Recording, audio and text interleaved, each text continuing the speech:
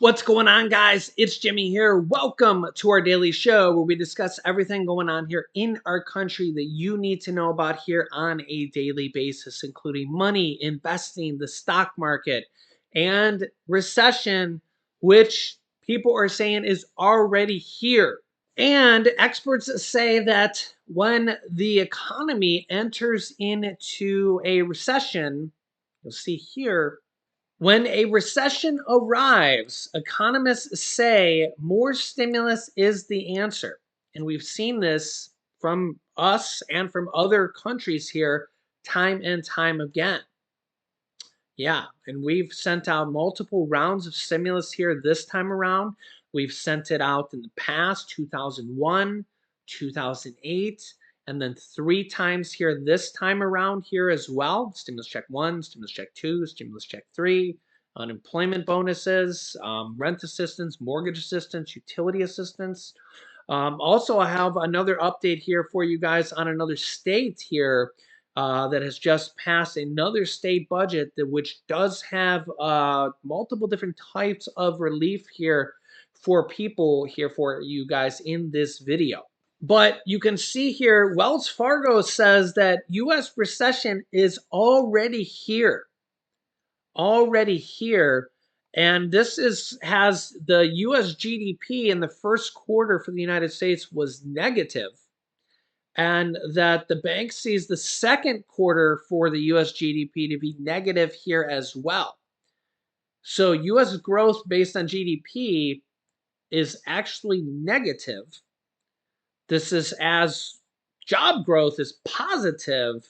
Yeah, so job growth has gone way up. In fact, we're at around the point where all the jobs lost from the pandemic have come back. Okay. But the problem now is inflation. Inflation is just ravaging the economy and people.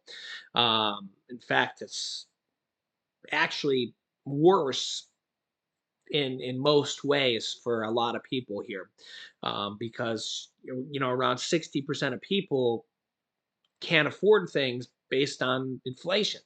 Yeah, actually, here's a recent article. My wife just told me this says here, bring it up.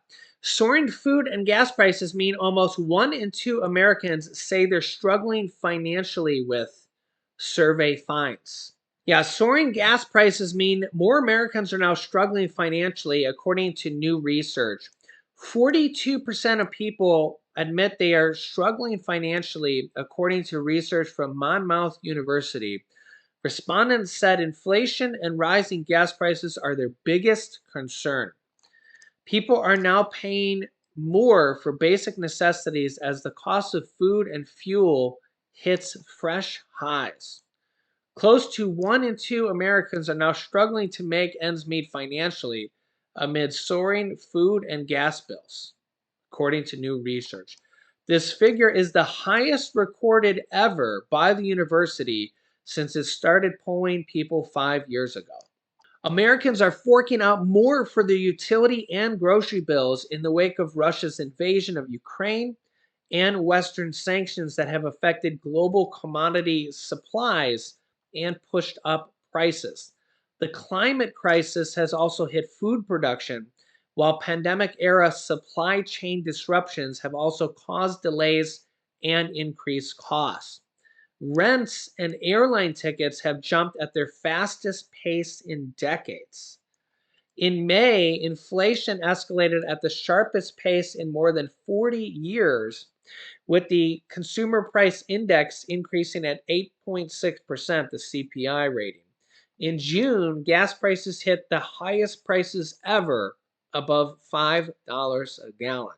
And you can see this here, rising inflation pushes a staggering 71 million people worldwide into poverty. 71 million people worldwide. Yeah, it's not just here in the US. This is a worldwide famine. A worldwide famine. Here is what the New Hampshire governor says is how we could fix the economy. Check this out. The U.S. economy has now recovered all of the private sector jobs lost during the pandemic. gas prices, after shooting up, have been dropping steadily for more than 3 weeks. Do you see this as signs that an economic outlook, the economic outlook, is going to improve, beginning to improve, or are you worried about a recession coming? Recession is coming. You cannot add $5 trillion onto America's balance sheet and just hope it goes away. The recession is coming. The Fed, I think, has known this for a while. They've kind of ignored it. They should have been easing us into the right rates and where we need to go over a year ago. You had a Treasury Secretary who was saying, oh, well, it's not inevitable. Well, of course it's inevitable. You don't need 4 years at Dartmouth economics to know that when you add that $5 trillion, there has to be some outcome. And unfortunately, the outcome is high gas prices, high housing prices. The price of a taco is getting unbearable for some folks. And it hits lower and middle income families very, very hard. And that's just going to be the issue going forward. What do you think the Biden administration needs to do about it, if anything? Well, there's a couple of things. Look, first, I would fire the Treasury Secretary. I think she's completely misled America because she didn't want to kind of own the bad news, but that's part of public service. You got to own the good with the bad. You got to ease folks into it and present a glide path. But the more this administration keeps telling people that a recession isn't inevitable, of course it is. Look, gas prices might come down a little bit, and that's wonderful. Home heating oil prices are still going to be at record rates this winter. And just having people in their homes, elderly couple, folks on fixed incomes, low-income families, just to heat their homes this winter, that fuel crisis has yet to rear its ugly head. But believe you me, it is coming. And that reality is going to come to bear at the toughest times, right? We have high energy prices now, cost twice as much to fill your gas tank. It costs about twice as much to create baseload generation. And all of that really comes to bear, and it's not going away anytime soon. Yeah, so let me know your thoughts here on that from the governor there. And regarding home energy prices and gas prices, you can get up to $1,500 to pay your utility bills and electricity bills. I just did a video on that. I'll link you to that video here in a moment. You can click on it on the screen here. I just did a video on it, how to find it in your states here, and through government programs here. I just did a video on it. I'll link you to that here in a moment here at the end of this video. But yeah, you can see here the American people received stimulus checks during both the 2001 and 2008 recessions. And of course, we know that we got them in the last recession that basically happened at the start of the pandemic, which was really 2 years ago now at this point. And according to economists, when the first stimulus check came out here back in 2020, it doesn't seem that long ago when the first stimulus check came out here, stimulus check 1, stimulus check 2, stimulus check 3. But there were stimulus checks that came out back in 2001 and 2008 as well. And then, of course, we had stimulus check 1 back in 2020, stimulus check 2 in 2021, and stimulus check 2 was also in 2020, and the stimulus check 3 was in 2021 as well. And according to economists, stimulus checks help blunt the impact of a recession. It helps the economy and the people who are struggling. And the faster businesses get back on their feet, the faster people get back on their feet, the faster a recession can end. And stimulus checks help make that happen. The stimulus checks that landed in bank accounts around the country during the height of the pandemic helped lift nearly 4 million children out of poverty and the child tax credits. Still, there are those who have rallied against providing help, acting as though the federal government had never done such a thing before in the past. Those folks might want to go back and check their history, as we just mentioned. As scary as recessions sound, they are part of the economic cycle. In fact, the Brookings Institute study calls recessions a constant in the history of economics. Since World War II ended in 1945, the U.S. has gone through 13 recessions, the average lasting 10 months. And following each recession, the economy has bounced back bigger and stronger. But you have to go through that pain points of the recession, an average of 10 months, sometimes longer. That's just the average. Still, it's no fun being in the middle of the recession, worrying about your job, paying the bills, and sometimes large inflation. That's one reason the government sent stimulus checks during the 2001 and 2008 recessions. And stimulus checks are a new era type of thing. And you can see here it's growing in increasing popularity. The biggest difference between those checks and the funds sent during the pandemic is households received only one check during the recession, and you can see now it's growing in popularity. Economists and research like Claudia Sam, Matt Felder, Jason Furman, and Wilson Powell III, and many more have studied the impact stimulus payments have on the economy during a recession. An interview with CNBC, Sam said the stimulus check have an advantage over the other types of aid.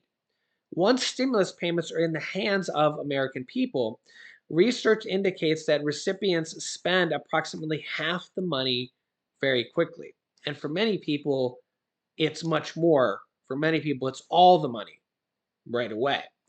Quick spending offers the suggestion that struggling economy and a sudden cash infusion helps to soften the fall that typically occurs during a recession. Stimulus stabilizes employment. One need look no further than the pandemic to see how stimulus spending helped keep some Americans employed. Even with a record number of job losses, economists say it would have been much worse without federal stimulus payments. Interesting. Without those payments, households would have had less money to spend, leading to even larger declines in unemployment. That's interesting. I guess because maybe more businesses would have had to lay off more employees because people would have been spending less at businesses. It's interesting. By giving families money to spend on food, utilities, and other consumer goods, those industries were shored up and able to hold on to some of their staff. I figured it out before that. Stimulus payments fill state gaps. Republican led states tend to offer fewer benefits to their constituents. Yikes. For example, a World Population Review study showed that Republican led Florida, Alabama, Mississippi, Tennessee, and Missouri are among the stingiest with unemployment benefits.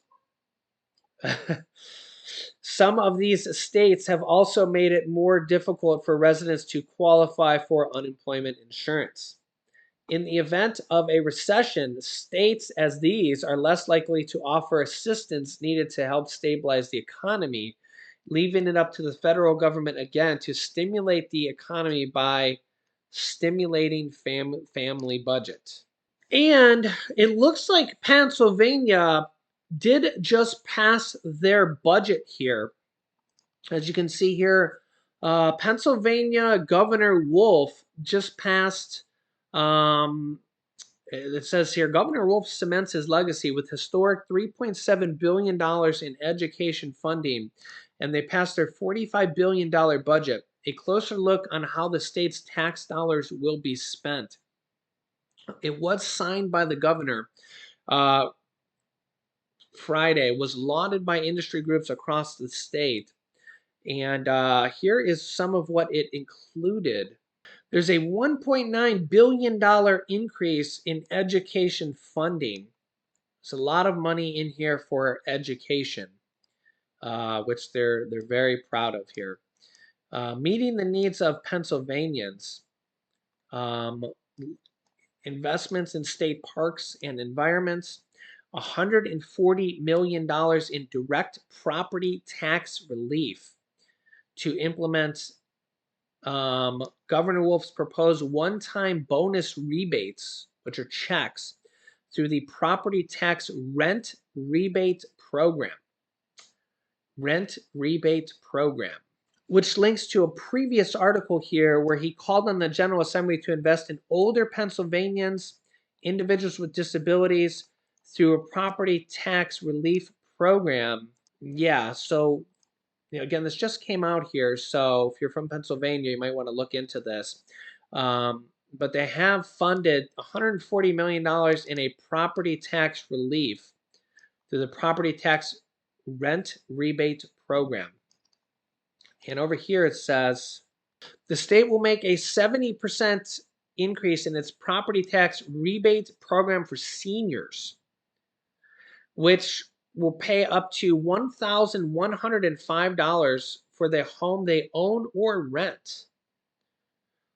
This program was used by more than 440,000 residents in 2020, and the average rebate was $480 for that year, and now it will increase up to $1,105. Interesting.